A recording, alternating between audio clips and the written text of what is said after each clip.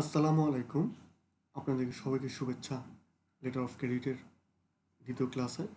এর আগের ক্লাসে আমরা দেখিয়েছিলাম একটা নিউ এক্সপোর্ট ইম্পোর্ট বিজনেসের ক্ষেত্রে এলসি ওপেনের ক্ষেত্রে প্রি কিছু ডকুমেন্টেশন লাগে এবং সেগুলোর ইন ডিটেলস কোথায় পাওয়া যায় এবং কীভাবে সংগ্রহ করতে হয়। তারপর আমরা এক্সপোর্ট ইম্পোর্টের ফিস আছে, আরও ইন ডিটেলস আমরা দেখিয়েছিলাম। আজকে আমরা লেটার অফ ক্রেডিটের ইন জেনারেল একটা সংজ্ঞা দেখাবো, দিব লেটার অফ ক্রেডিট জিনিসটা কী এবং আইনে এবং কী ব্যাখ্যা দেওয়া আছে, ঠিক আছে, এটা ডিটেলসকে দেখাবো।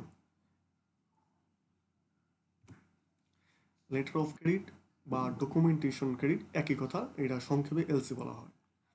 ইন জেনারেলি কী বলা হয়েছে সংজ্ঞায় দেখেন, letter of credit is an undertaking issued by a bank. Letter of credit হচ্ছে একটা চুক্তিনামা যা একটা ব্যাংক দিয়ে থাকে, ঠিক আছে। ওই ব্যাংকে কী বলা হয়? Issuing bank. On behalf of the buyer, bank issuing bank এরা বায়ারের পক্ষে এই অঙ্গীকারনামাটা দেয় টু দ্য সেলারকে। কিসের জন্য? To pay for goods and service provided that the seller present documents.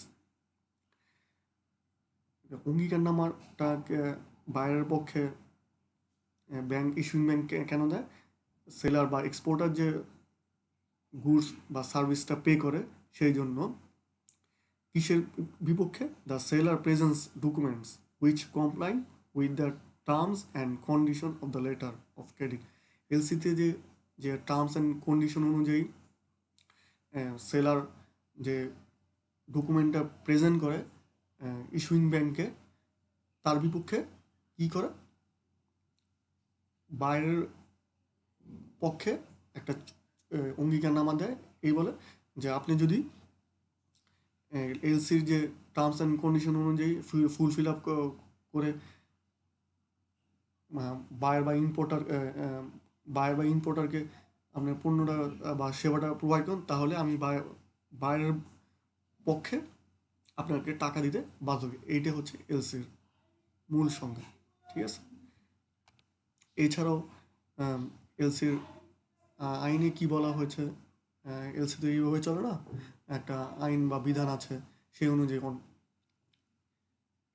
এখন আমি একটা বাইরে থেকে পণ্য আনতে চাইলাম, এটা আমার নিজের মন মতন গড়া এলসি বা নিয়মকানুন দিলে হবে না। তারপরে আমি যদি ভারত, তারপরে শ্রীলঙ্কা, চায়না এগুলো থেকে আনতে চাই, তাদের মন গড়ো একটা এলসি খুলে দিলে ওপেন করে একটা ইন্টারন্যাশনাল একটা নিয়মকানুন আছে। সেটা কি দেখেন,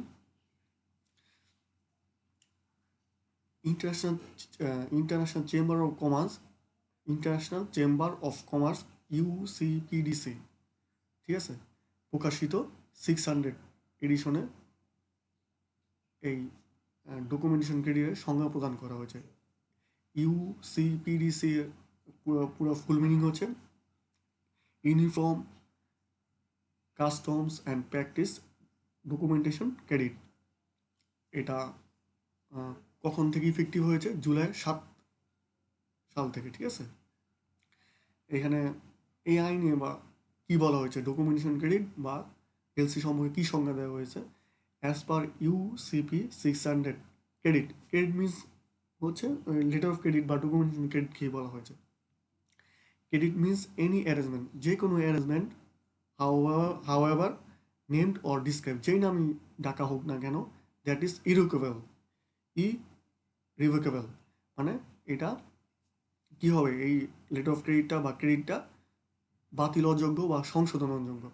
একটা এলসি যদি আমি যদি যে যে ইম্পোর্টার, তার ইচ্ছা অনুযায়ী এটা সংশোধনও করা যাবে না, কি করা যাবে না, বাতিলও করা যাবে না, ঠিক আছে। And thereby consist a defined undertaking of the issuing bank. Issuing bank কী করে? একটা আন্ডারটেকিং দেয়, একটা নিশ্চয়তা দেয়, ঠিক আছে, to honour a complying presentation. কিসের বিপরীতে? ওই কমপ্লেইন প্রেজেন্টেশনের বিপরীতে একটা অনার দেয়, ঠিক আছে। এটা কোথায় বলা হয়েছে? ইউসিপি 600 আর্টিকেল 2-এ। যে ইউসিপি 600 আর্টিকেল 2, এটা হচ্ছে একটা আইন, ঠিক আছে? এটা কে প্রকাশ করেছে? ইন্টারন্যাশনাল চেম্বার অফ কমার্স 600-এ বলা হয়েছে, ঠিক আছে? এই যে irrevocable defined undertaking, honour and complying presentation, এইগুলো দ্বারা আপনার এক্সপোর্টারের কী করা, স্বার্থ সংরক্ষণ করা হয়। এলসিতে এইসব করা থাকলেই ইস্যুইং ব্যাংক, ঠিক আছে, কাকে, এক্সপোর্টারকে টাকা দিতে বা পেমেন্টটা দিতে বাধ্য থাকে এই কথাগুলো থাকলেই, ঠিক আছে? ইরিভোকেবল ইরিভোকেবল ডিফাইন্ড আন্ডারটেকিং, অনার, আমরা নেক্সট স্লাইডে ইরিভোকেবল ডিফাইন্ড আন্ডারটেকিং, অনার, এগুলো কী এইগুলো জানবো, ঠিক আছে?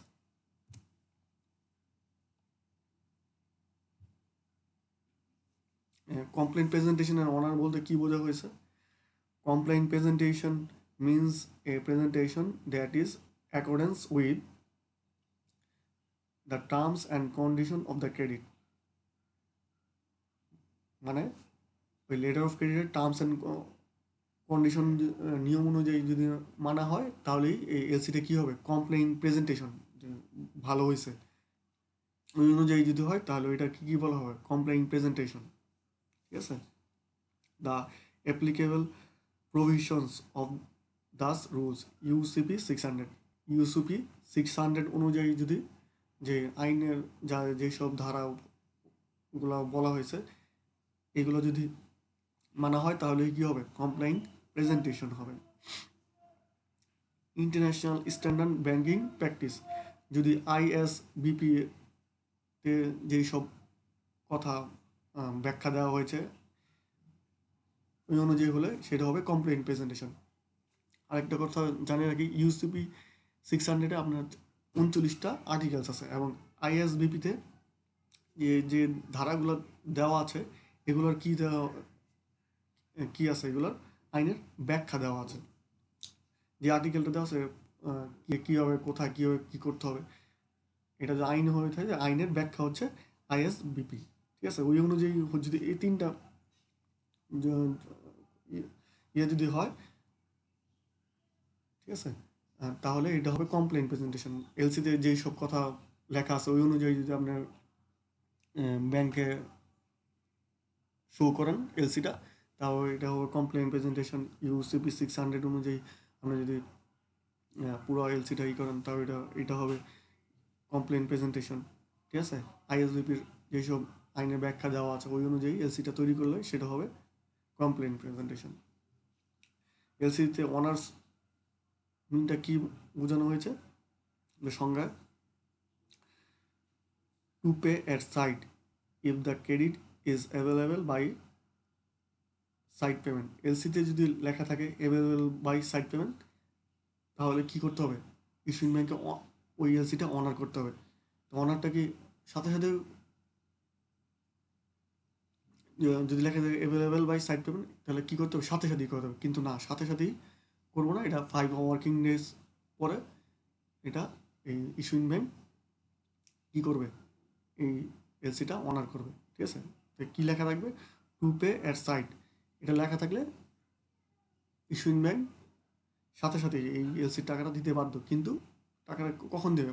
5 ওয়ার্কিং ডেজ পরে। এই কেন 5 ওয়ার্কিং ডেজ পরে দেবে? এই কাগজপত্র যে আসছে, যে এলসির যে প্রেজেন্টেশনটা করছে, এই কাগজপত্র কোনো ভুল ত্রুটি আছে কিনা এই 5 দিনের মধ্যে সে দেখার সুযোগ পায়, ব্যাংক, ইস্যুইং ব্যাংক দেখার সুযোগ পায়। যদি কোনো ভুল ত্রুটি থাকে তাহলে সেই ক্ষেত্রে কী করে? এই অ্যাপ্লিক্যান্ট যে এক্সপোর্টার ইম্পোর্টার আছে তাকেও বলার সুযোগ পায় এবং এক্সপোর্টারকেও নেগোশিয়েটিং ব্যাংকেও সে বলার সুযোগ পায়। সে সরাসরি কিন্তু আপনার এক্সপোর্টারের কাছে বলতে পারে না, সে নেগোশিয়েটিং ব্যাংক বা অ্যাডভাইজিং ব্যাংকে বা কনফার্মিং ব্যাংকে বলে যে এখানে প্রেজেন্টেশনটা কী আছে, ভুল আছে, ঠিক আছে? আরেকটা কী থাকতে পারে? Two ochre A deferred payment undertaking at and pay at maturity if the credit is available by deferred payment। তাহলে এলসিতে যদি credit is available by deferred undertaking থাকে, তাহলে কি করতে হয়? ইস্যুইং ব্যাংকে এটা অনার করতে হয়। কিন্তু এটা সাইড পেমেন্টের মধ্যে সাথে সাথে করে না, এটা নির্দিষ্ট সময় পরে এই বিলের এটা কি করতে হয়? অনার করতে হয়। নির্দিষ্ট সময় বলতে কত সময়? 30 দিন, 60 দিন, 90 দিন পরে এই বিলের টাকা দিতে হয়। ঠিক আছে? তাহলে কি থাকবে? টু ওয়াকার ডেফার্ড পেমেন্ট। ঠিক আছে?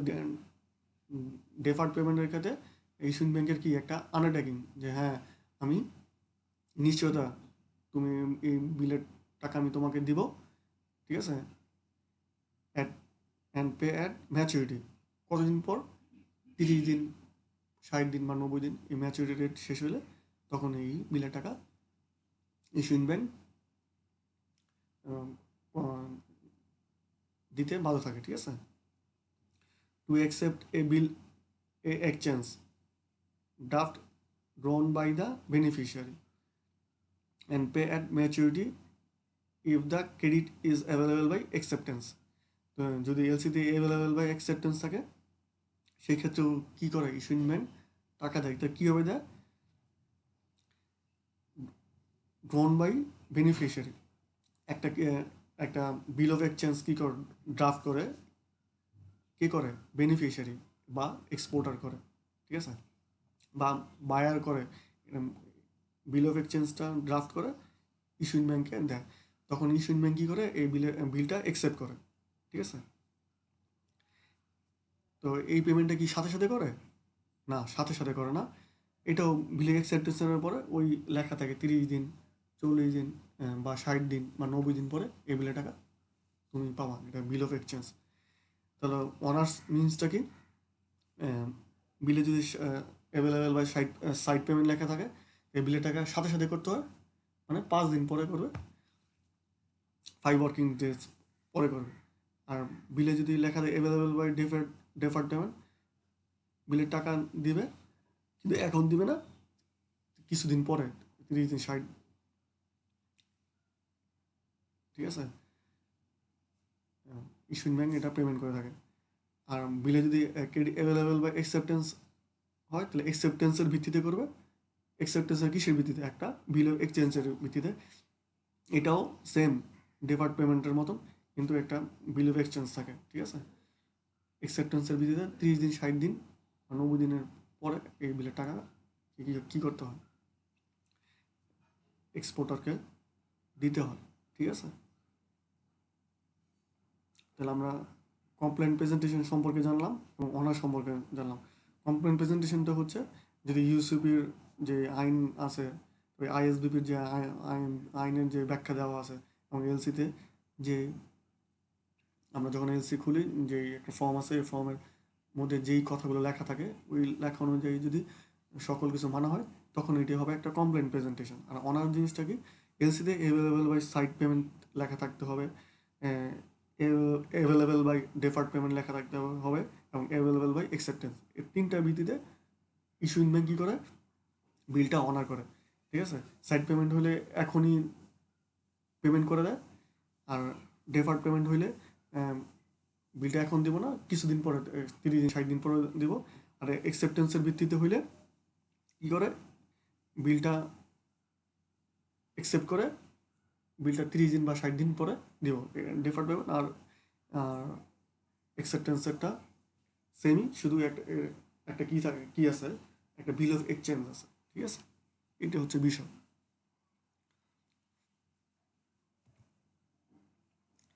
এলসি রেজুলেশনস, একটু আগে আমরা এটা সম্পর্কে বলছি। এই যে আমরা যে এলসি ওপেন করি, হ্যাঁ, এটার তো আমরা নিজস্ব মন গড়ার মতন করতে পারবো না। এটা কিছু আইন, নিয়ম কানুন আছে।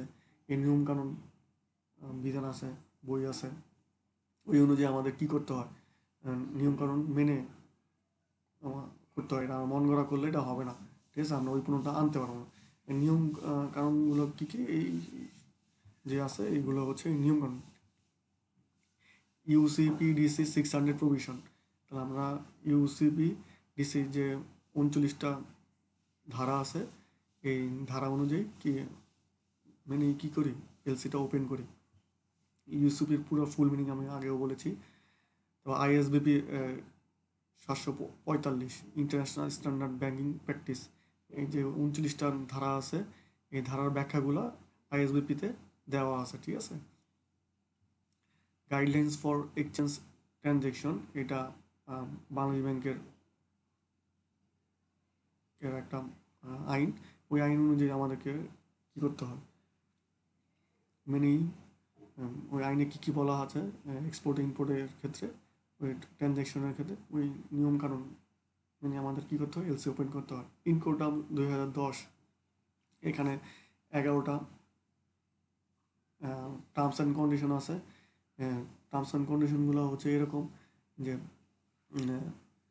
কে জাহাজ ভাড়াটা দিবে, ইন্স্যুরেন্স চার্জটা কে দিবে, পণ্যটা কখন আসবে না আসবে, এইসব বিষয়। তারপরে ঝুঁকি কে বহন করবে, কম বেশি। এই 11টা ইনকো টার্মস আছে। এই 11টা ইনকো টার্মসের এই 2010-এ বলা আছে। ইম্পোর্ট পলিসি অর্ডার 2015-18, এখানে কী কী পণ্য আনতে পারবো, কী কী পণ্য আনতে পারবো না, বিধিনিষেধগুলো এখানে এই পলিসি অর্ডারে বলা আছে।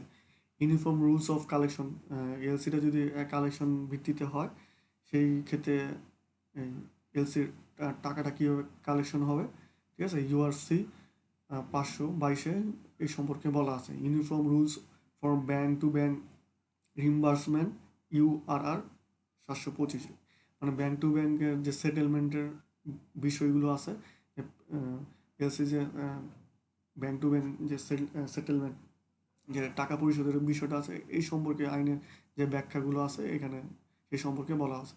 Bank internal credit policy and procedure, প্রত্যেকটা ব্যাংকের ইন্টারনাল কিছু পলিসি এবং প্রসিডিউরস আছে, সেই সম্পর্কে কাকে সে ক্রেডিট লিমিট কত দিবে, কাকে সে এলসি খুলতে দিবেন আরও বিভিন্ন নিয়মকানুন আছে, সেই সম্পর্কে এখানে বলা আছে।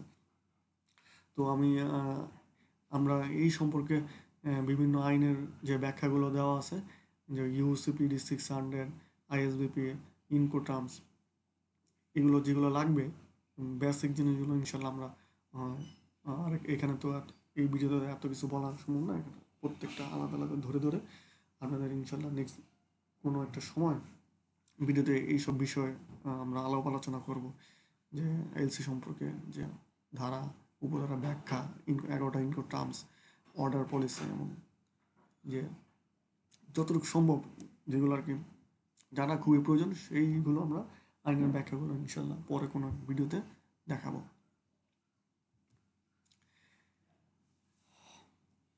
Letter of credit versus contract, মানে লেটার অফ ক্রেডিটটা কি একটা চুক্তি কিনা, এটা অনেকেই বলে থাকেন, বা আমরা মনে করি লেটার অফ ক্রেডিটটা অনেকে চুক্তিও মনে করি।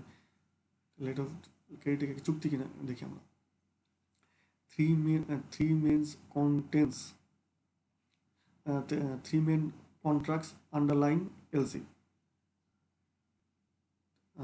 তিনটা ক্ষেত্রে আমরা মনে করতে পারি কি এলসিটা একটা চুক্তি। Sales contract between buyer and seller, যখন বায়ার এবং সেলারের মধ্যে কি হয়, এলসিটা খোলার আগে আমরা বায়ার এবং সেলার কি করে একটা চুক্তি করে, সেটাকে কি বলে, সেলস কন্ট্রাক্ট। সেই ক্ষেত্রে আমরা মনে করতে পারি আসলে লেটার অফ ক্রেডিট মানে এলসিটা একটা বিক্রয় চুক্তি, ঠিক আছে। সেলস কন্ট্রাক্টে পারফর্মার ইনভয়েস বা ইনডেমড ইনভয়েস বলা হয়। যখন সেলার এবং বায়ারের মধ্যে যেটা হয়, যে চুক্তিটা হয়, আমরা এটাকে সেলস কন্ট্রাক্টও বলতে পারি, পারফর্মার ইনভয়েসও বলতে পারি, অথবা ইনডেম ইনভয়েসও বলতে পারি, ঠিক আছে। আপনাদের বোঝার সুবিধার্থে সেলস কন্ট্রাক্ট উল্লেখ করা হয়েছে। তাহলে কী হলো, three main contracts underlying LC, এলসিটা যখন ওপেন করা হয় সেই সময় আমরা বলতে পারি সেলস কন্ট্রাক্ট বিটুইন বায়ার এবং সেলার, যখন বায়ার আর সেলারের মধ্যে যে চুক্তিটা হয় বিক্রয় চুক্তি, সেই ক্ষেত্রে আমরা এটাকে একটা বিক্রয় চুক্তিও অনেকে বলে।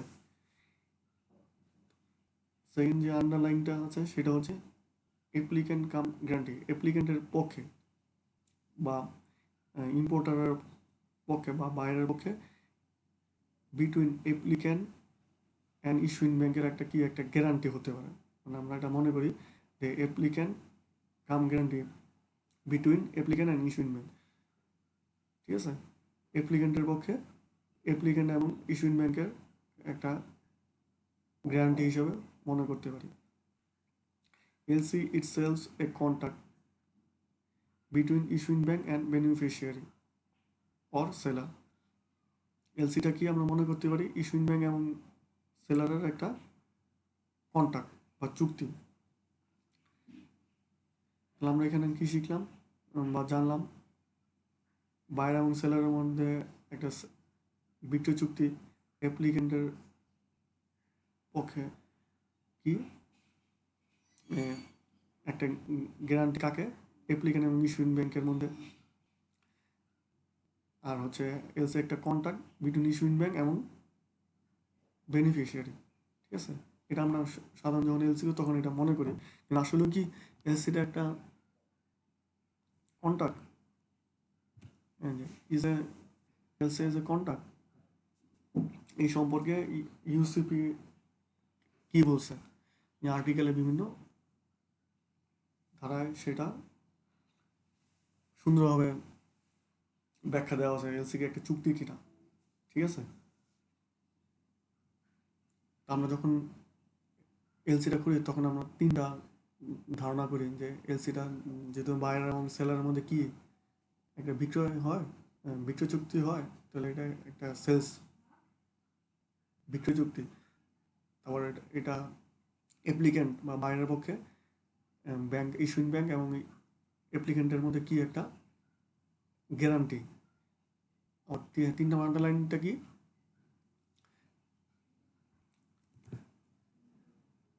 ইস্যুইং ব্যাংক এবং বেনিফিশিয়ারির মধ্যে একটা কি একটা চুক্তি, ঠিক আছে? কিন্তু না, ইউসিবিডিসি সেটা বলে না। ইউসিবি কি বলে? UCB 600 articles two donate LCS and arrangement. LC বলছে একটা অ্যারেঞ্জমেন্ট, ঠিক আছে? এ defined undertaking of the issuing bank. Issuing ব্যাংকের একটা defined undertaking.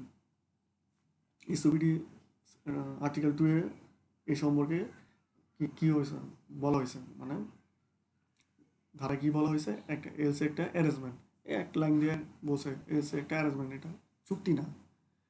A defined undertaking of the issuing bank, একটা ইস্যুইং ব্যাংকের একটা ডিফাইন্ড আন্ডারটেকিং বা অঙ্গীকারনামা, ঠিক আছে? তারপরে বলছে ইউসিবি 600 আর্টিকেল 4 কি বলা হয়েছে? Separate transaction. এটা হচ্ছে একটা এলসিটা হচ্ছে একটা separate transaction. No contractual relationship exist between bank. No contractual relationship exist between bank, মানে ব্যাংক টু ব্যাংক এটা কোনো কন্ট্রাকচুয়াল রিলেশনশিপ না। অর বিটুইন দ্য অ্যাপ্লিক্যান্ট, বা ব্যাংক এবং অ্যাপ্লিক্যান্টের মধ্যেও কোনো কি না কন্ট্রাকচুয়াল রিলেশনশিপ না। অ্যান্ড দ্য ইস্যুইং ব্যাংক এবং ইস্যুইং ব্যাংকেরও না। তাহলে ইউসিবি 600 আর্টিকেলে কি বলা আছে? এটা একটা separate transaction. No contractual relationship exist between bank or applicant. Bank to অ্যাপ্লিক্যান্টের কোনো কন্ট্রাকচুয়াল রিলেশনশিপ না, এবং ব্যাংক টু ব্যাংকও কোনো রিলেশনশিপ না, ঠিক আছে? আরবিট্রেশন অর ডিসিশনে আমরা কি বলতে পারি বা কি বলা হয়েছে? এলসি সেটেলমেন্ট ডিপেন্ডস আপন কমপ্লেইন প্রেজেন্টেশন। এই এলসির সেটেলমেন্টটা মানে নিষ্পত্তিটা কীভাবে হয়? একটা কমপ্লেইন প্রেজেন্টেশনের মধ্যে এলসিতে যেই বর্ণনাগুলো দেওয়া হয় ওই অনুযায়ী যদি আমরা ব্যাংকে যে এক্সপোর্টার ওই প্রেজেন্টেশনটা করে, তখন এটা কী করে? ব্যাংক এটা ওই এলসি টাকাটা দিতে বাধ্য থাকে। সেই জন্য বলছে LC settlement depends upon complying presentation, terms and condition যদি মানা হয় তাহলে এটা একটা ভালো একটা এলসি। এরকম নট বেসড অন কন্ট্রাক্ট, এটা চুক্তিভিত্তিক এমন কিছু না। A means a payment or a method. এটা একটা পেমেন্টের একটা পদ্ধতি বা মেথড, ঠিক আছে, এলসিটা। তোমরা আমরা বুঝলাম আর্টিকেলস 2 এ বলছে অ্যারেঞ্জমেন্ট এটা একটা ডিফাইন্ড আন্ডারটেকিং, এবং আর্টিকেল 4 এ বলছে transaction not contractual relation bank to bank বা ব্যাংক টু অ্যাপ্লিকেন্ট এরকম। আর এটা হচ্ছে কমপ্লেন প্রেজেন্টেশনের একটা বিষয়, নট কন্ট্রাক্ট, ঠিক আছে। এলসি একটা সেটেলমেন্টের বিষয়, একটা পেমেন্টের একটা মেথড, ঠিক আছে। এই বিষয়টা এখন একটু খেয়াল করবেন, এলসির যে মেকানিজমটা, ঠিক আছে।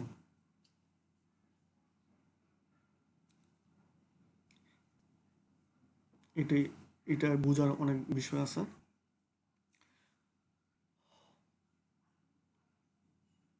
এলসির মেকানিজমটা কি, ইম্পোর্টার এবং এক্সপোর্টারের মধ্যে কি হয়, প্রথমে অনেক আগেই বলছি, একটা চুক্তি হয়, কন্ট্রাক্ট, ঠিক আছে। যে কন্ট্রাক্ট ইম্পোর্টার এবং সেলারের মধ্যে কি হয়, একটা কন্ট্রাক্ট হয়।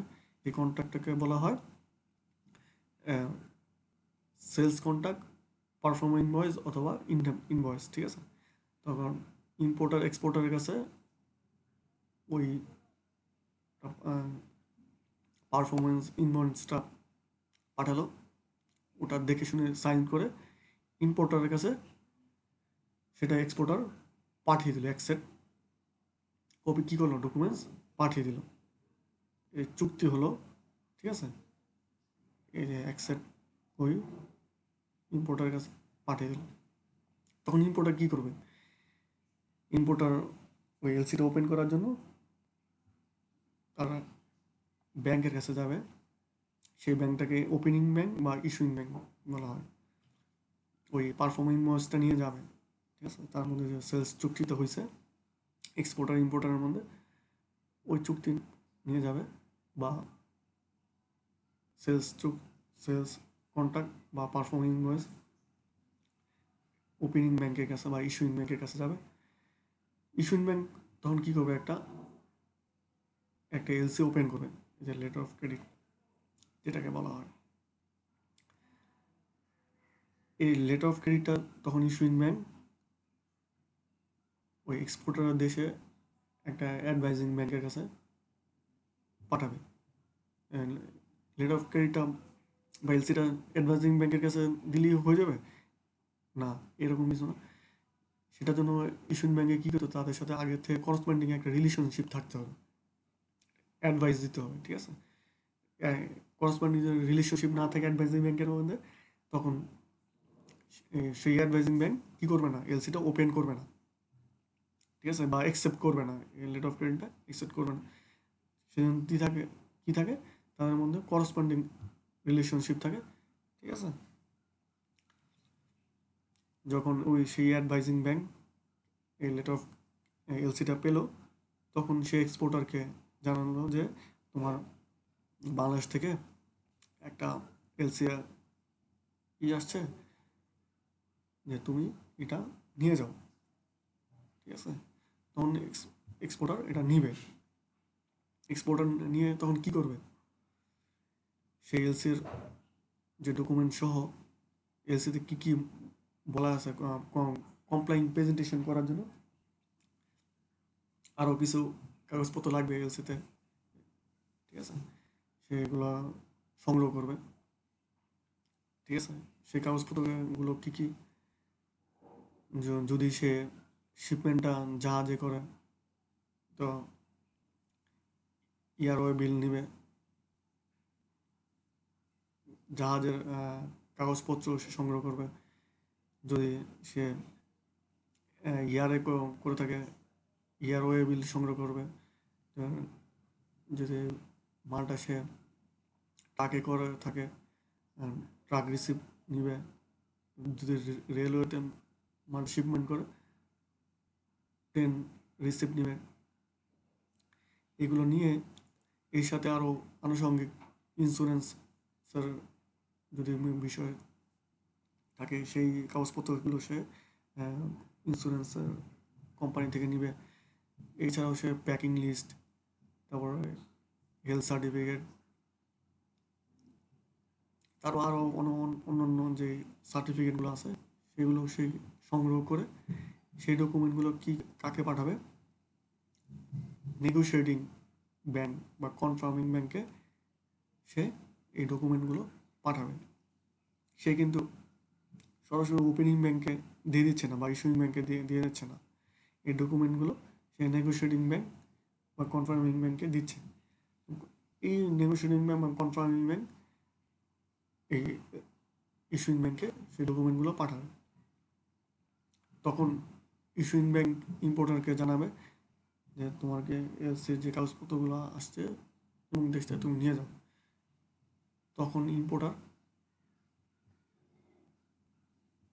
ইস্যুইং ব্যাংকে ওই কাগজপত্রগুলো ছাড়ানোর জন্য ওই টাকা দিয়ে ওই এইগুলো নিয়ে যাবে, কাগজপত্র নিয়ে যাবে। ওই কাগজপত্রকে নিয়ে সে কী করবে? কাস্টমস হাউস যেখানে এই পণ্যগুলো আসছে সেখানে সে নিয়ে ওই কাগজপত্র দিয়ে যথাযথ বিধিনিষেধ পালন করে যে কার্যক্রমগুলো আছে, যদি ইয়ারে আসে ওখানে যাবেন, যদি জাহাজ আছে ওই চিরাং পোর্টে যাবে, যে রেলওয়েতে আসে কমলাপুরে যাবে, আর যদি ট্রাকে আসে সে ইন্ডিয়ার বর্ডারে বেনাপোল বর্ডারে যাবে। ঠিক আছে, এভাবে এটা এই এলসির যে মেকানিজমটা এইভাবে সম্পন্ন হয়। কিন্তু আরেকটা কথা আছে, সেটা হতে যদি এলসিটা যদি কনফার্ম হয় তো এত কিছু করার প্রয়োজন হয় না। কনফার্মিং ব্যাংকই এক্সপোর্টারকে কী করে? টাকাটা এখান থেকে পেমেন্ট করা হয়। আর কনফার্ম না হলে নেগোশিয়েটিং ব্যাংকে যে ওপেনিং ব্যাংকে দেয়, ওপেনিং ব্যাংকে ইম্পোর্টারকে দেয়। ঠিক আছে, তখন আবার ওপেনিং ব্যাংক নেগোশিয়েটিং ব্যাংকে দেয়। ঠিক আছে, নেগোশিয়েটিং ব্যাংক কী করে? এক্সপোর্টারকে পেমেন্ট করে দেয়। এরকম যদি কনফার্ম না হয়, এলসিটা যদি কনফার্ম এলসি না হয়, এলসির গায়ে লেখা দেবে অ্যাড কনফার্ম। ঠিক আছে, অ্যাড কনফার্ম থাকলে এইখান থেকে নেগোশিয়েটিং ব্যাংক এক্সপোর্টারকে পেমেন্ট করে। আর যদি না হয় সেই ক্ষেত্রে কী করে? নেগোশিয়েটিং ব্যাংক ওপেনিং ব্যাংকে দেয়, ওপেনিং ব্যাংক ইম্পোর্টারকে দেয়, ইম্পোর্টার ইস্যুইং ব্যাংকে দেয়, ইস্যুইং ব্যাংক আবার নেগোশিয়েটিং ব্যাংকে দেয়, নেগোশিয়েটিং ব্যাংক এক্সপোর্টারকে পেমেন্ট করে দেয়। এরকম পেমেন্ট পাওয়ার পর কী করে? এই কাগজপত্রগুলো ইম্পোর্টার যেখানে তার পণ্য আসে সেইখানে সে কাগজপত্র নিয়ে যথাযথ যে নিয়মকানুনগুলো আছে, আদার্স যে কার্যক্রমগুলো আছে সেগুলো পালন করে সে তার পণ্যটা ছাড়িয়ে আনতে চায়। এখানে আরেকটা কথা আছে,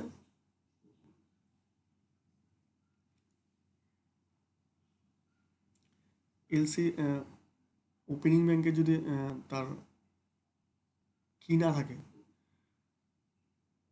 এলসির যে কার্যক্রম গুলো পরিপালন করার মতো করার জন্য যে একটা অ্যাকাউন্ট বা ব্যাংক হিসাব লাগে, সেটা যদি না থাকে, সে এটা পালন করার জন্য আরেকটা ব্যাংকেরও সহায়তা নিয়ে থাকে, সেটা হচ্ছে রিম্বার্সিং ব্যাংক। ঠিক আছে,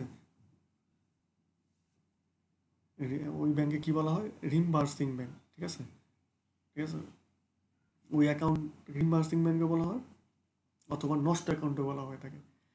ওই রিম্বার্সিং ব্যাংক বা নষ্ট অ্যাকাউন্টের মাধ্যমে সেই পেমেন্টটা ইস্যুইং ব্যাংক এই পেমেন্টটা সেটেলমেন্ট করে থাকে।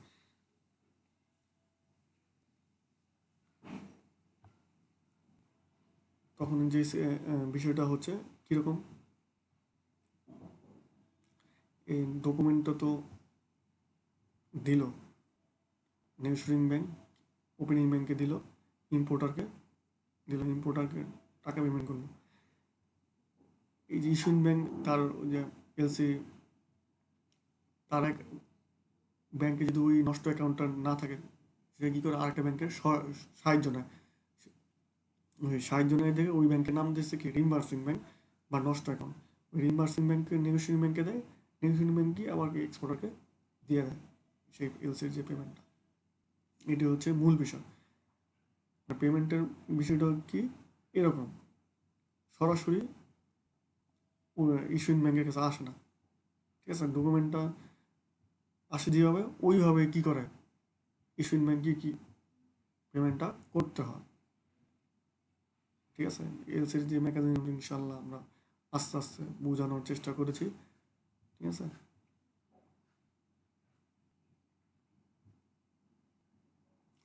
এই যে আমরা এলসিটা করলাম, এখানে কতগুলো পার্টি আছে, সেই পার্টিগুলোকে আমরা 3 ভাগে ভাগ করেছি: commercial party, bankers, related party.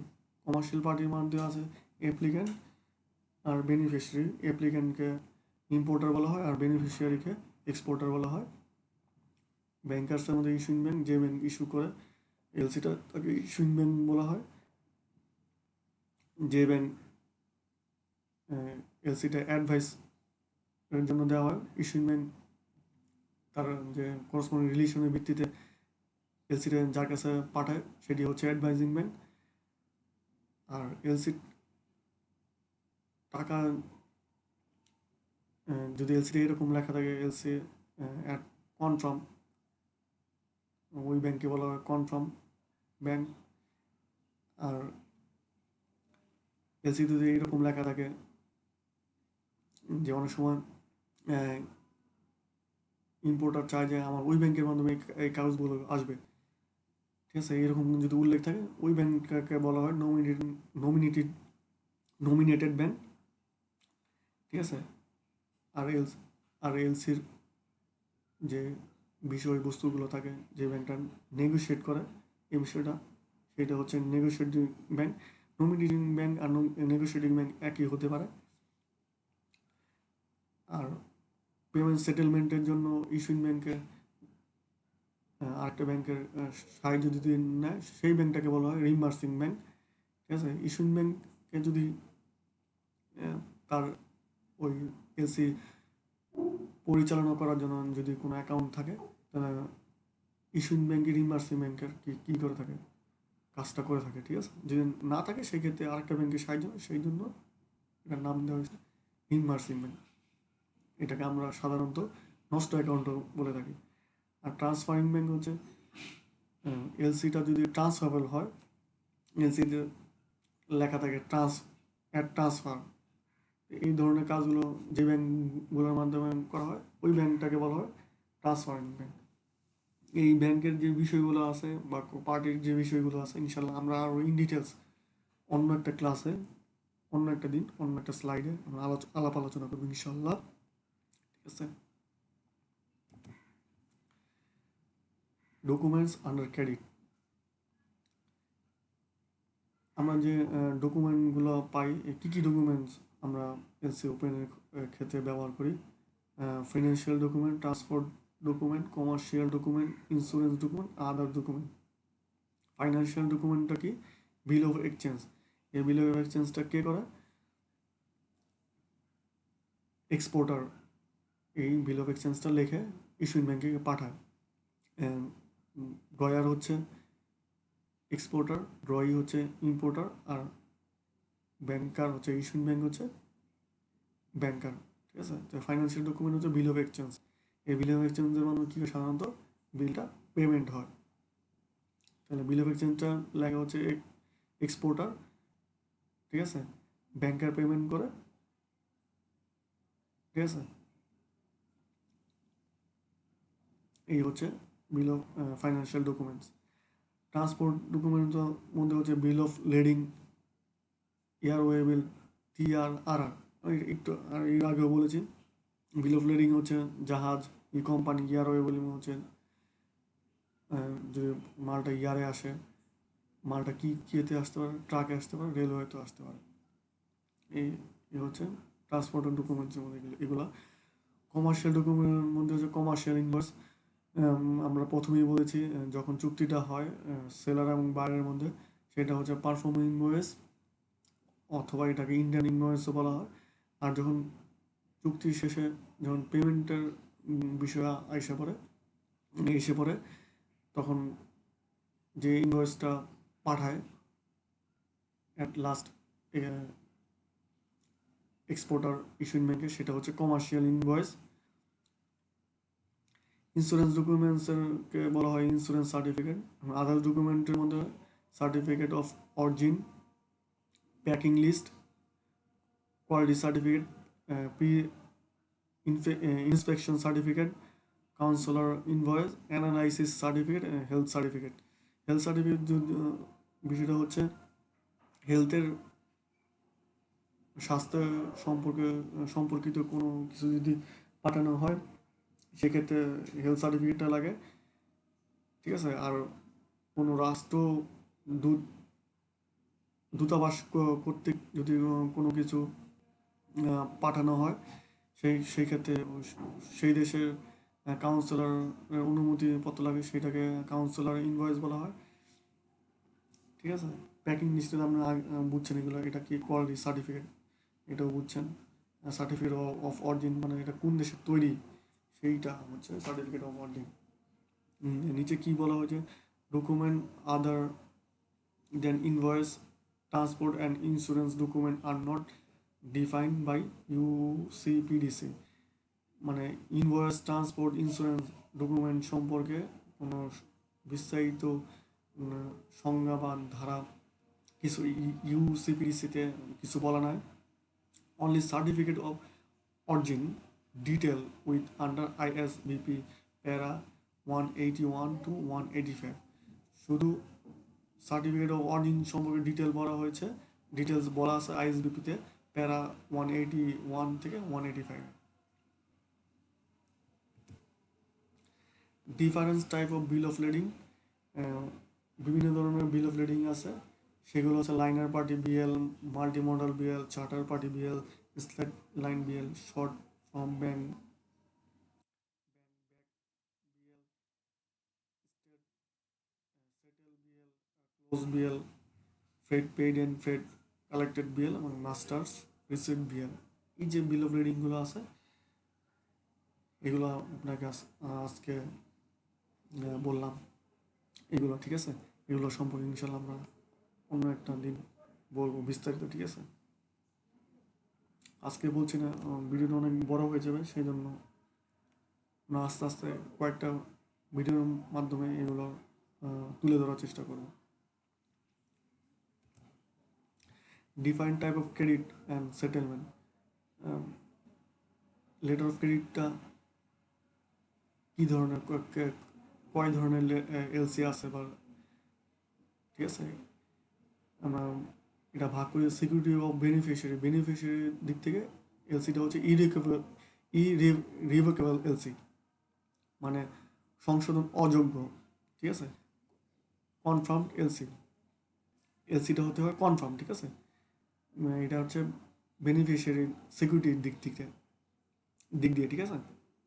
Revolving middleman, যখন মিডলম্যান এটার সাথে সংযুক্ত থাকে সেই দিক দিয়ে এলসিটা হচ্ছে transferable credit, back to back credit. Involving advance পেমেন্টের ক্ষেত্রে রেড ক্লোজ ক্রেডিট এবং গ্রিন ক্লোজ ক্রেডিট। আমরা ইনভলভিং অ্যাডভান্সের ক্ষেত্রে এটাকে লেটার অফ ক্রেডিট এই দুই ভাগে ভাগ করেছি। ইনভলভিং রিপিটেড ট্রানজ্যাকশনের ভিত্তিতে লেটার অফ ক্রেডিটকে revolving letter of credit, standby letter of credit বলা হয়, ঠিক আছে।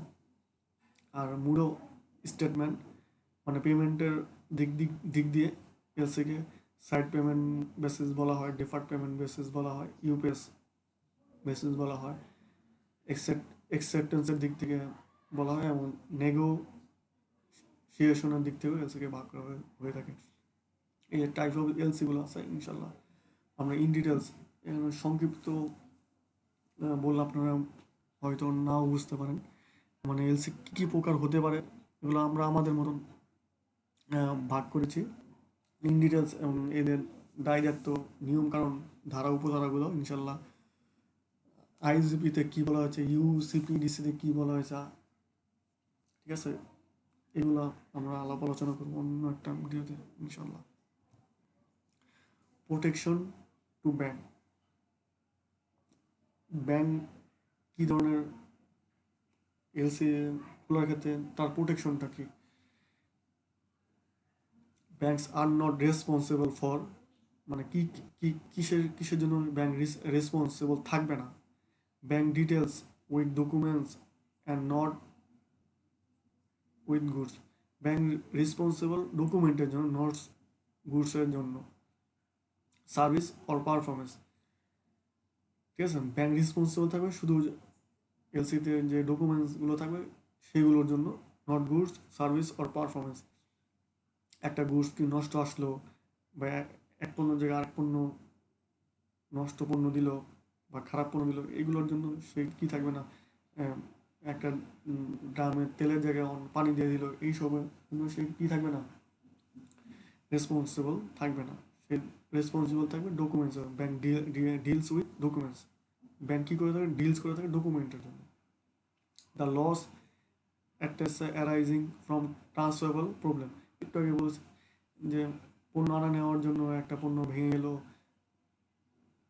বা ক্ষতি হলো, বা পণ্য আনা নেওয়ার ক্ষেত্রে 5 দিনের জায়গায় 7 দিন লাগলো, এই সকল কিছুর জন্য ব্যাংক কি থাকবে না, রেসপন্সিবল থাকবে না। এই সময় কোথায় বলা আছে, আর্টিকেল 35-এ বলা আছে, আগেরটা বলা হয়েছে আর্টিকেল 5-এ। মেজার ফোর্স মেজার্স, মানে প্রাকৃতিক দুর্যোগের জন্য কি থাকবে না, ব্যাংক রেসপন্সিবল থাকবে না। অনেক সময় প্রাকৃতিক ঝড় জলস্রোতের কারণে অনেক সমস্যা হতে পারে পণ্য আনা নেওয়ার ক্ষেত্রে। এই সকল ক্ষেত্রে যদি অসুবিধা হয় সেই জন্য কি থাকবে না, ব্যাংক রেসপন্সিবল থাকবে না। এটাকে বলা হয়েছে আর্টিকেল 36-এ। The feelings of their correspondent bank. অনেক সময় হয় কি, অনেক সময় ইন্টারন্যাশনাল, অনেক সময় হয় এরকম হইতে পারে ইন্টারন্যাশনাল নিয়মকানুন বা ওই দেশের সময় নিয়মকানুন চেঞ্জের কারণে অনেক সময় পণ্য আনার ক্ষেত্রে অনেক বাধা বিপত্তি দেখা দিতে পারে। এই ধরনের the filling of the correspondent bank, এই ধরনের কোনো কিছু হলে সেক্ষেত্রে কী থাকবে না, ব্যাংক দায়বদ্ধ থাকবে না। কিছুদিন আগে আমরা যে পেঁয়াজ আমদানি রপ্তানি ক্ষেত্রে এরকম হয়েছে, বিদেশ থেকে আমরা এলসি ওপেন করছেন, কিন্তু ওই দেশের ইন্ডিয়া সরকার কী করছে, পেঁয়াজ কি দিবে না, সেক্ষেত্রে তো এদেশের ইম্পোর্টাররা এলসি ওপেন করে রেখে দিচ্ছে, কিন্তু আমরা তো পণ্য আনতে পারি না। ঠিক আছে? তারপর আপনার যে কিছুদিন আগে আমাদের কি হয়েছে, করোনা হয়েছে, কোভিড-19 হয়েছে, অনেক হাজার হাজার শত শত পেঁয়াজ আপনার ইন্ডিয়ার বর্ডারে, বেনাপোল বর্ডারে কি পড়ে আছে। এই ধরনের ক্ষতি হলে ব্যাংক কী করবে না, প্রোটেকশন বা রেসপন্সিবল না। Genuine or contents of the document submit, ব্যাংককে জেনুইন ডকুমেন্ট দিল বা না দিল সেই ক্ষেত্রেও কি না, রেসপন্সিবল না। অনেক সময় ইয়েতে ওই যে ডকুমেন্টস পাঠায় ইম্পোর্টার, সেখানে লেখা থাকে যে এসে যে ইন্স্যুরেন্স কাভার নোট দিচ্ছেন সেটা কি করবেন, সেটা জেনুইন করে পাঠাবেন। সেটা অনেক সময় মিসমেন্ট হয়, যে আসে না, সেটা কি দিল কি না দিল, সেটার জন্য কি না, ব্যাংক রেসপন্সিবল না।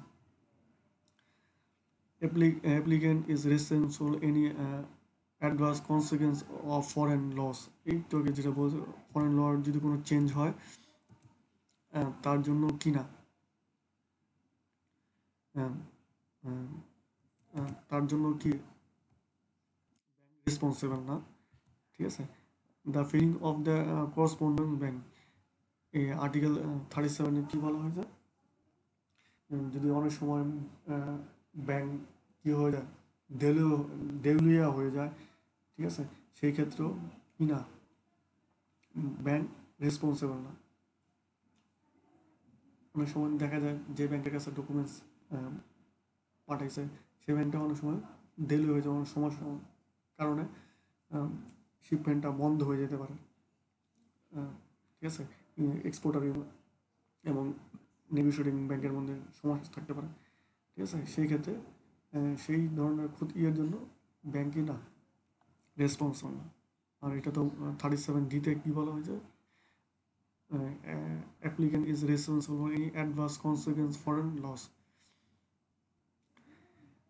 ফরেন যে কোনো লসের জন্য অ্যাপ্লিক্যান্টই দায়বদ্ধ, ব্যাংক এটার জন্য কোনো কি দায়বদ্ধ নিবে না। Issuing bank is responsible for all bank charges and other costs at home or abroad if they are supposed to paid of their parties. এইরকম অনেক সময় বলা থাকে যে সকল খরচ একটা ইস্যুইং ব্যাংককে দিয়ে থাকে, ঠিক আছে? বা আদার্স খরচ কি আদার কস্ট হোম অ্যান্ড অ্যাব্রোডের সকল issuing bank is responsible for all charge and other cost at home and abroad. Home and অ্যাব্রোডের যত খরচ আছে কে দেবে? ইস্যুইং ব্যাংক দেবে if they are suppose to paid by other party যদি পে না করে, এই সকল কিছুর জন্য ব্যাংক দায়বদ্ধ থাকে না, ঠিক আছে? এলসি অ্যাপ্রাইজাল বা অ্যাসেসমেন্ট। এলসিটা কীভাবে অ্যাসেসমেন্ট করবে একটা ব্যাংক? যে এলসিটা ওপেন করলো, তো এলসিটা কীভাবে দেখেন যে এটা ফেক এলসি কিনা, বা এলসিটাও দিলেও ওপেন করে দিলে আমি গেলাম ওপেন করে, এরকম কিছু না, এরকম সেটা ব্যাংক কী করে থাকে? অ্যাসেসমেন্ট করে থাকে, বা এটাকে অ্যাপ্রাইজাল বলা থাকে। Satisfactory track record of the অ্যাপ্লিকেন্টের আগের ট্র্যাক রেকর্ড কী করে? জাজমেন্ট করে bank. Dealings with only one bank is preferable. Bank কি প্রেফার করে? একটা ব্যাংকের মাধ্যমে কী হবে এই ট্রানজ্যাকশনটা কী হবে? আদান প্রদান হবে বা লেনদেন হবে। Liability of the applicant to the bank and third parties. অ্যাপ্লিকেন্টের আদার্স ব্যাংকে কী ধরনের লাইবিলিটি আছে এবং থার্ড পার্টির কাছে তার কী ধরনের লাইবিলিটি আছে সেগুলো কী করে? চেক করে। means by which the applicant is expected to meet his commitment once the bills arrive. যখন পণ্যটা আসবে, এই এলসির যে পণ্যটা আসবে যখন অ্যারাইভ করবে, তখন তার এই পেমেন্টটা দেওয়ার মতন ক্ষমতা আছে কিনা, ঠিক আছে, সেগুলো কি বা কমিটমেন্ট ঠিক রাখবে কিনা সেগুলো কি সে ভালো মতন চেক করে। which the applicant is expected to meet his commitment once the bills arrive. Margin he should deposit. এলসির যে মার্জিন অ্যামাউন্ট আছে সে কি দিতে পারবে কিনা, ডিপোজিট করতে হবে সেই দিকটা দেখে। Credit report of beneficiary. আর এলসির বেনিফিশিয়ারি ক্রেডিট রিপোর্টটাও দেখে। বেনিফিশিয়ারিকে যে এক্সপোর্টার, যার থেকে আমরা পণ্যটা আনবো, সেল, ঠিক আছে, যে পণ্যটা সেল করে, তার ক্রেডিট রিপোর্টও দেখেন। তার ক্রেডিট রিপোর্ট যদি ভালো না হয় সেক্ষেত্রে কী করে না, এলসি ইস্যুইং ব্যাংক ইস্যু করে না। Part of Swift LC.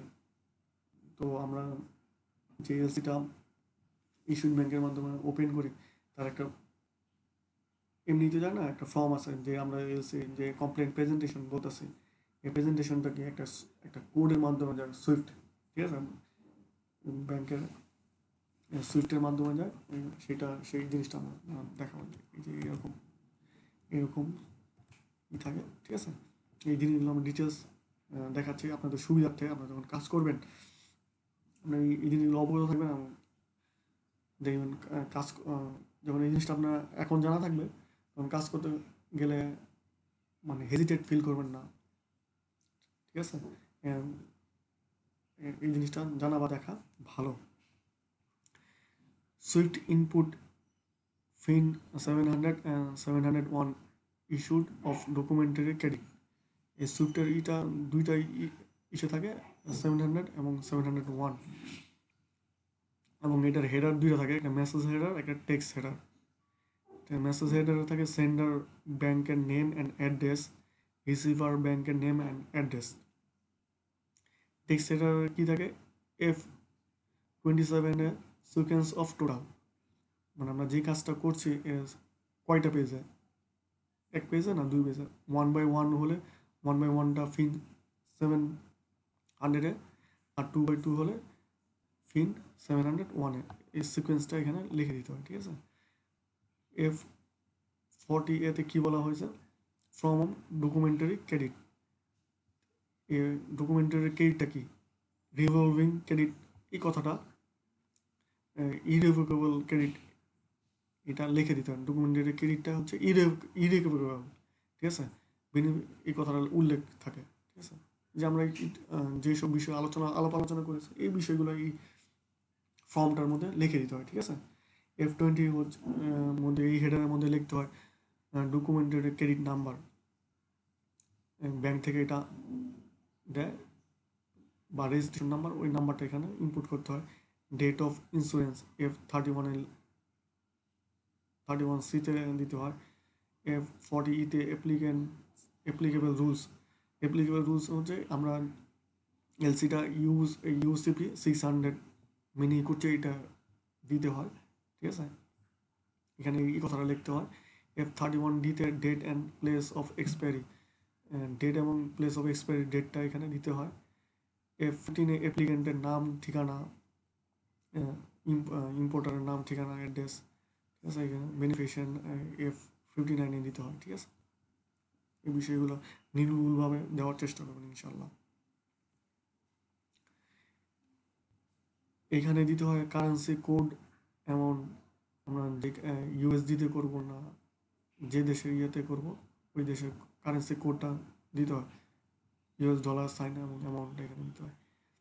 এখানে দিতে হয় অ্যাভেলেবেল উইথ, আমরা যে ব্যাংকের মাধ্যমে এটা মানে এই ডকুমেন্টটা পাঠাবো, এই ব্যাংকের নামটা বলা হয়তো, আর যদি এনি ব্যাংক হয়ে যায় এনি ব্যাংকের, যে কোনো ব্যাংকের, শুধু any bank, available with any bank লেখা থাকে, ঠিক আছে।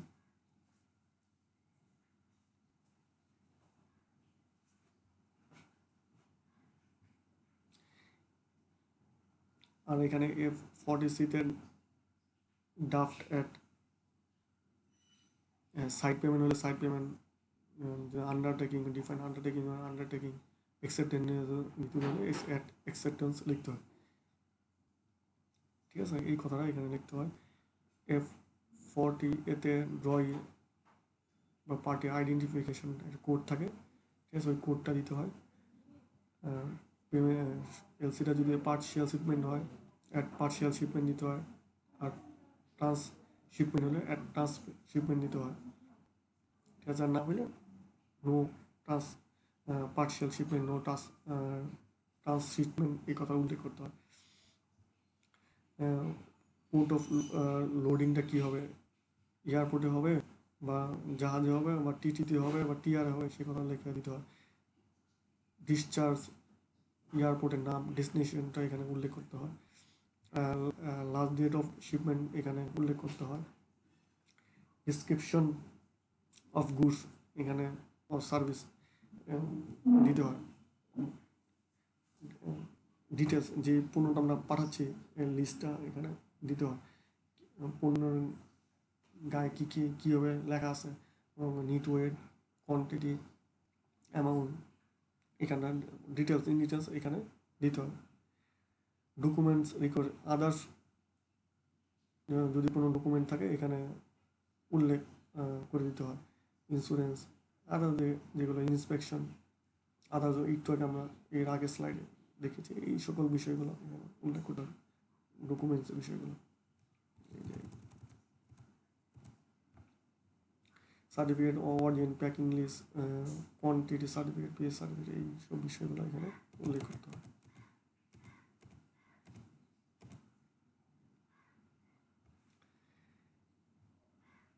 F71 দিয়ে এই যে এলসিটা ওপেন করা হলো, নেগোশিয়েটিং ব্যাংক বা কনফার্মিং ব্যাংকের যে চার্জটা আছে, ঠিক আছে, এই চার্জটা কে বহন করবে এই বিষয়টা এখানে লেখা দিতে হয়। Period of presentation in days, এই এলসিটা যে খোলা হলো, ওপেন করা হলো, এর প্রেজেন্টেশনটা কতদিনের মধ্যে বা 15 দিন বা 21 দিন এর মধ্যে করতে হবে, এই ডেজটা এখানে উল্লেখ করে দিতে হয়। কনফার্মেশন ইনস্ট্রাকশন, ঠিক আছে, এই এলসিটা যদি কনফার্ম এলসি হয় এখানে অ্যাড কনফার্ম লিখতে হয়, আর যদি না হয় সেখানে উইদাউট কনফার্ম লিখে দিতে হয়। Instruction to paying acceptance negotiating bank,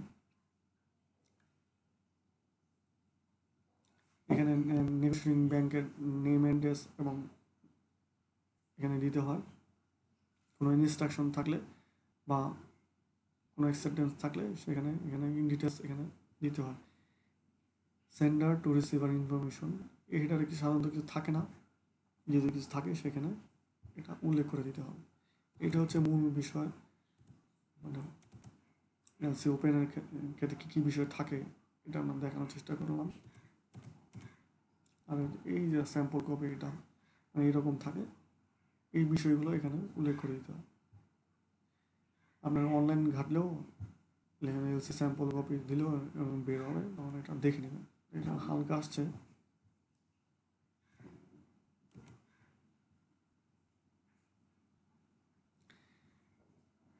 LC examination of LC, যখন এলসিটা আসবে আপনার যে ডকুমেন্টটা আসবে সেটা সুচারুভাবে ভালো মতন দেখে নেবেন যে ভুল ত্রুটি আছে কিনা। এই এলসি আসলো, তোমরা আপনার চলে গেলেন, তখন দেখা গেলো ভুল ত্রুটি আছে, তখন সমস্যা হলো। তো কিছু পয়েন্ট আপনার চেক লিস্ট করে নেবেন, ঠিক আছে। After opening the LC by LC opening bank you have to check the following points carefully. কী কী জিনিস চেক করবেন সাধারণ কেয়ারফুলি? এলসি নাম্বার এবং date, LC value, shipment and expiry date, name and address of the applicant, name and address of the exporter beneficiary, perform invoice, non price, quantity, good of delay mention, name of inspector in pre-shipment stage, documentation, presentation period, port of loading and discharge, LC payment clause, name and address exporter and importer banks, marine policy number mention আছে কিনা ঠিক মতন, mode of shipment duly mention, এই সকল বিষয়গুলো আপনারা ঠিক মতন দেখবেন। হ্যান্ডেলিং ডিসক্রিপেন্ট ডকুমেন্ট, ডিসক্রিপেন্ট ডকুমেন্ট মানে ভুল অসত্য কোনো যদি থাকে, সেই ক্ষেত্রে আপনার হ্যান্ডেলিং কীভাবে করবেন। When LC issuing bank receive discrepant documents notify the applicant. Issuing bank যদি কোনো কোনো এলসিতে কোনো ভুল তথ্য থাকে, সেক্ষেত্রে অ্যাপ্লিকেন্টকে সাথে সাথে জানায়। Notify the negotiating bank for disposal instruction with 5 working days. এটা কোথায় বলা হচ্ছে? ইউসিবি আর্টিকেল 16(d)তে বলা আছে ইস্যুইং ব্যাংকে 5 ওয়ার্কিং ডে এর মধ্যে জানাতে হয় যে তুমি যে এলসিটা প্রেজেন্টেশন করছো এটা ভুল আছে, এটা দেখো। 5 ওয়ার্কিং ডেজ বেশি হলে সেই ক্ষেত্রে নট অ্যাকসেপ্টেবল, নেগোশিয়েটিং ব্যাংক তখন অ্যাকসেপ্ট করবে না, ঠিক আছে। আর এটা 5 দিনের মধ্যেই ইস্যুইং ব্যাংকে অ্যাপ্লিকেন্ট এবং নেগোশিয়েশন দুজনকেই জানাতে হয়। If discrepant document accepted by the applicant, যদি অ্যাপ্লিকেন্ট করলো, না করলে then discharge otherwise return the document to the negotiating bank. Applicant যদি কী করে, অ্যাকসেপ্ট করে তাকে দিয়ে দেবে, আর যদি অ্যাকসেপ্ট না করে এই অসত্য যে ভুলের কারণে, তখন এই ডকুমেন্টটা কী করবে, নেগোশিয়েটিং ব্যাংকে সে দিয়ে দেবে যে এটা ভুল আছে, তুমি এটা ঠিক করে আমাকে সংশোধন করে দাও। তখন যদি নেগোশিয়েটিং ব্যাংক আবার কী করে এক্সপোর্টারকে দিবে, এক্সপোর্টার নেগোশিয়েটিং ব্যাংকে দেবে, আবার নেগোশিয়েটিং ব্যাংক ইস্যুইং ব্যাংকে দেবে, ইস্যুইং ব্যাংক আবার অ্যাপ্লিকেন্টকে দেবে। আর না দিলে তো নাই, ওই পর্যন্ত শেষ। আর এক্সপোর্টার যদি গ্রহণ করে তাহলে আর তো দেওয়ার কোনো প্রয়োজন পড়ে না। টপ 10 মেজর ডিসক্রিপেন্ট, 10টা এরকম সমস্যা থাকতে পারে। লেট শিপমেন্ট, যে এলসিটা আসছে, লেট শিপমেন্ট, যে তারিখে শিপমেন্টটা দেওয়ার কথা ছিল, হয়তো 5 তারিখে কথা ছিল, শিপমেন্ট হয়েছে 10 তারিখে। লেট প্রেজেন্টেশন হওয়ার কথা ছিল 5 তারিখে, হয়েছে 7 তারিখে, এরকম 15 দিন, 15 দিন হয়েছে 21 দিন, এরকম লেট প্রেজেন্টেশন। এই এর মধ্যে এলসি ফর্মে লেখা থাকে প্রেজেন্টেশন শিপমেন্টটা কতদিনের মধ্যে কত তারিখে হবে। লেট এক্সপায়ার্ড, ওইটাও লেখা থাকে। ইনকনসিস্টেন্সি ডকুমেন্ট ডকুমেন্টের কোনো সামঞ্জস্যতা নাই বা ধারাবাহিকতা নাই, incorrect date, LC number not mention in document, LC নাম্বারে ভুল আছে, ইনকারেক্ট ডেটা আছে, ঠিক আছে, এরকম কি অ্যাবসেন্স অফ ডকুমেন্টস, আপনার যে সব ডকুমেন্টস চাইছিলেন সেই ডকুমেন্টসগুলো পাঠায়নি, মানে একটা বাকি আছে, courier not define on BL, carrier not define on BL, কোন কেরিয়ারে মাল আসবে না আসবে ওই সেই বিএলটা ডিফাইন করা নাই, ইনকারেক্ট ডিসক্রিপশন অফ গুডসের ডিসক্রিপশন ভুল আছে বা অসত্য তথ্য আছে, এরকম কিছু হইলে, incorrect by absence of endorsement, আপনার এন্ডোর্সমেন্ট করেন নাই, যে যে ইন্স্যুরেন্সটা বলছিল আপনার এন্ডোর্সমেন্ট করার জন্য, তখন আপনি কী করেন, ইন্ডোর্সমেন্ট করেন না, ভুল ইন্ডোর্সমেন্ট করছেন, একটা করা করেছিল আরেকটা ইন্ডোর্সমেন্ট করছেন বা অ্যাবসেন্স আছে, এরকম কিছু, পার্শিয়াল শিপমেন্ট বা touch shipment, no touch shipment ছিল আপনার, নো পার্শিয়াল শিপমেন্ট ছিল, আপনি তারপরও করছেন, এই ধরনের যদি থাকে সেটা অ্যাপ্লিক্যান্ট অ্যাকসেপ্ট করতেও পারে ও না করতে পারে, যদি না করে সেটা নেগোশিয়েটিং ব্যাংকে দেবে, নেগোশিয়েটিং ব্যাংক এক্সপোর্টারকে জানিয়ে দেবে, আর যদি অ্যাকসেপ্ট করেই ফেলে সেক্ষেত্রে আর কিছুই করার দরকার নেই। এই 10 মেজর ডিসক্রিপেন্ট মানে অসামঞ্জস্যতা,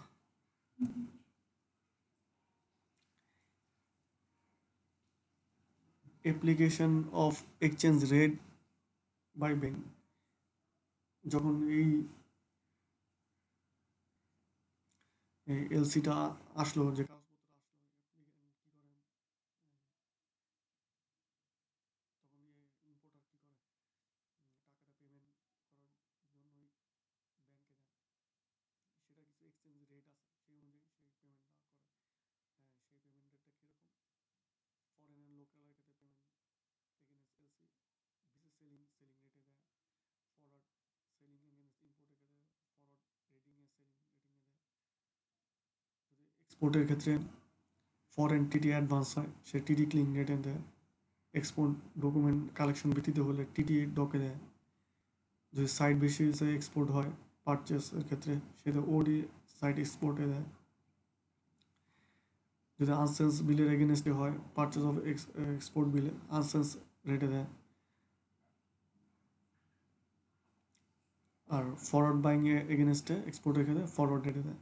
এই সকল বিষয়গুলো ইনশাল্লাহ আমরা আরেকটা স্লাইড দেখব ইনশাল্লাহ, বিসি সেলিং রেট কি, ফরওয়ার্ড রেটিং কি, টিটি ক্লিং কি, টিটি ডক কি, ওডি সাইট কি, ঠিক আছে, এই যে বিষয়গুলো হচ্ছে এরকম, সবচেয়ে বেশি রেট হচ্ছে বিসি সেলিং রেট, ব্যাংক সাধারণত কি কি করে, কম রেটে পারচেস করে বেশি রেটে সেল করে, ঠিক আছে, এই যে এরকম এটা হচ্ছে foreign exchange rate sheet sample, এই যে ডিডি ও ওটি বিসিসি, ঠিক আছে, TT clean rate, TT doc rate, ঠিক আছে, এগুলো এই রেটগুলো 3 মান্থ, 2 মান্থ, 6 মান্থ, 1 ইয়ার এরকম হয়, যত দিন বাড়তে থাকবে তখন রেটটা কী করবে, বাড়তে থাকবে। এই ফরেন এক্সচেঞ্জ রেটের একটা শিটের একটা উদাহরণ দেখালাম।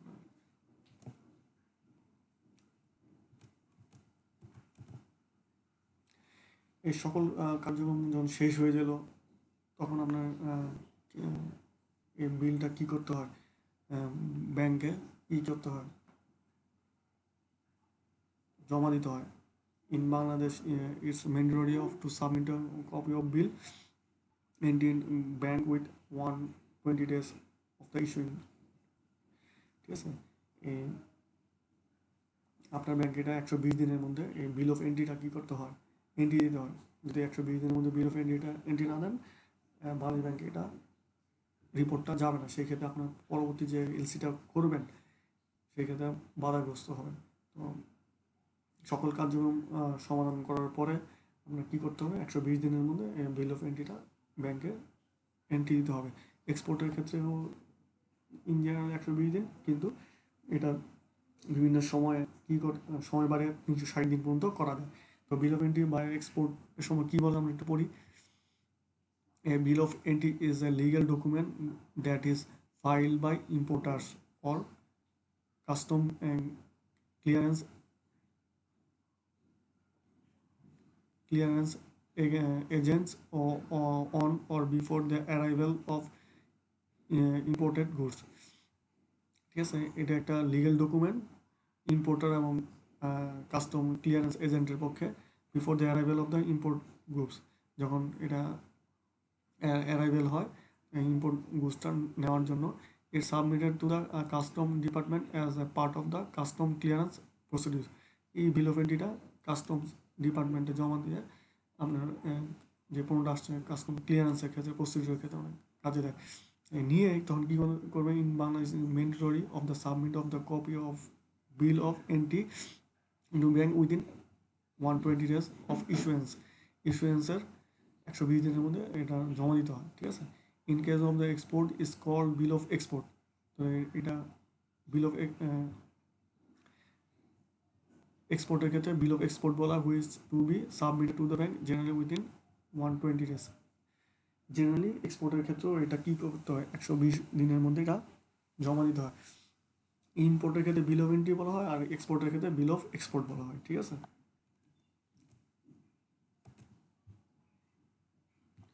এই যে sample of bill of entry, ঠিক আছে, এখানে সব কিছু লেখা আছে। এটা বিল অফ এন্ট্রি একটা স্যাম্পল। ধন্যবাদ আপনাদের সবাইকে মনোযোগ সহকারে একটা লং লেন্দি একটা এলসির মনোযোগ দিয়ে শোনার জন্য, দেখার জন্য। এটা ইনশাল্লাহ আপনাদের অনেক উপকার হবে ইনশাল্লাহ। আর যে বিষয়গুলো আমরা বলি নাই সেই বিষয়গুলো ইনশাল্লাহ আমরা নেক্সট কোনো একটা ক্লাসে বা ভিডিওতে আমরা ইনশাল্লাহ আলাপ আলোচনা করব। সেগুলো কী কী ইনশাল্লাহ আমি আবারও ডিটেলসে বলে দিই কী কী বিষয় নিয়ে আলাপ আলোচনা করব। এটা বলে দিলে আপনাদের সুবিধা হবে। এখানে যে যে আইনগুলো আছে সেই আইনগুলোর ডিটেলস ইনশাল্লাহ একটা একটা করে আমরা বলবো আপনাদের। যে কমার্শিয়াল লেট অফ ক্রেডিট যে পার্টি আছে, ব্যাংক আর কমার্শিয়াল পার্টি, রিলেটেড পার্টি, এই সকল বিষয়ে আমরা সংক্ষিপ্ত ধারণা দিব।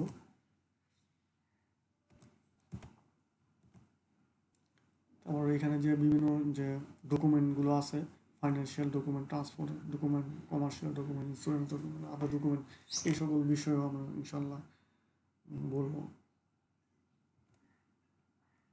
বিভিন্ন প্রকার types of bill of lading আছে, এই সকল বিষয়ে আলোচনা করবো। কয়েক টাইপের লেটার অফ ক্রেডিট আছে, ঠিক আছে, এলসি আছে, সেই বিষয়গুলো আমরা আলোচনা করবো।